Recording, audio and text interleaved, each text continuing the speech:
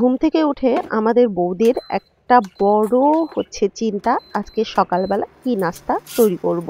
এটা তো আমার চিন্তা প্রচুর, কারণ সকালের নাস্তা করাটা এত প্যারা, ঘুম ভাঙেই না, সেই অবস্থাতে চোখ ডলতে ডলতে কিন্তু রান্নাঘরে চলে আসা লাগে। আজকে আমি আমার জন্য একটা নাস্তা তৈরি করব।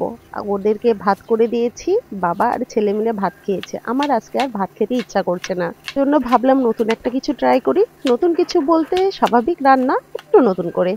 আজকে বানাবো সাবু দিয়ে একটা আইটেম। সাবু প্রথমে ধুয়ে ভিজিয়ে রেখে দিয়েছি, এখন তো পেঁয়াজ রসুন এগুলো একটু কেটে নিব। অনেকদিন থেকেই ঘরে সাবু পড়ে আছে, এই উপবাস যায়, এর জন্য সাবু কিনে রাখা হয়েছে। সাবু খাওয়াও হয় না, নষ্ট হয়ে যাবে, তাই ভাবলাম সাবু দিয়ে কিছু একটা তৈরি করে খাওয়া যাক, যেটা হেলদিও হবে আবার টেস্টিও হবে। সেই অনুযায়ী আমি কিন্তু প্রস্তুতি শুরু করে দিয়েছি, কাটা বাছা সবকিছু করে নিয়েছি। এখন কড়াই তুলে দিয়েছি ইন্ডাকশনে। কড়াইতে তেল দিয়ে দিব, কড়াই যেহেতু গরম হয়ে গিয়েছে, অল্প তেল দিয়েছি। আর ফোড়নের জন্য আমি আজকে কিন্তু একটু শুকনা মরিচ বেশি করে আর একটু সর্ষে দিয়েছি। সর্ষে দিলে কিন্তু সেন্টটা খুব ভালো আসে, মনে হলো সর্ষে দিলে ভালো লাগবে, সেজন্য আমি সর্ষে সববারা দিয়েছি। আর প্রথমেই রসুনটা ভেজে নেব। রসুন ভাজলে আগে ভালো লাগে, সেন্ট খুব ভালো আসে। তারপরে দিয়ে দিচ্ছি পেঁয়াজ, খুব বেশি পেঁয়াজ না, 2টা পেঁয়াজ কেটেছি ছোট ছোট, অল্প একটু পেঁয়াজ দিয়ে দিয়েছি। পেঁয়াজটাকে লাল করে ভেজে নেব। মাঝে মাঝে একঘেয়েমি ভাত খেতে তো কারোই ভালো লাগে না, ভাত তারপরে রুটি খেতে তো ভালো লাগে না।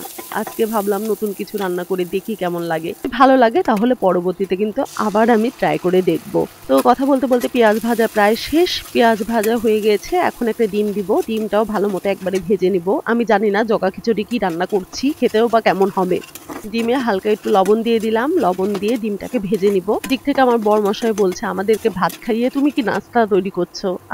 আমি আবার বললাম যেটা করছি সেটা তো আমি আর বলতে পারবো না, কি রান্না করছি আমি নিজেও জানি না। ভিজিয়ে রাখা সাবুটা দিয়ে দিয়েছি, সাবু দিয়ে ভালো মতো নেড়ে নিব।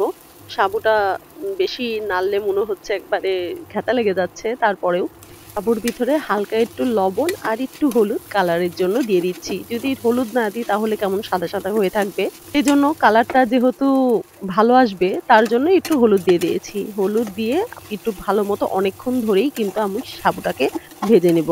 এটা এক প্রকার ওই লুডুস রান্নার মতোই, লুডুসের বদলে জাস্ট সাবু যেটা মনে হচ্ছে, আর সরষার একটু আলাদা সেন্ট আসবে। এই যা আমার সকালের নাস্তা তৈরি করা প্রায় হয়ে গেছে। এখন একটা বাটিতে ঢেলে নিচ্ছি। যেটুকু করেছি সেটুকুতে আমার সকালের খুব ভালো মতো পেট ভরে খাওয়া কিন্তু হয়ে যাবে।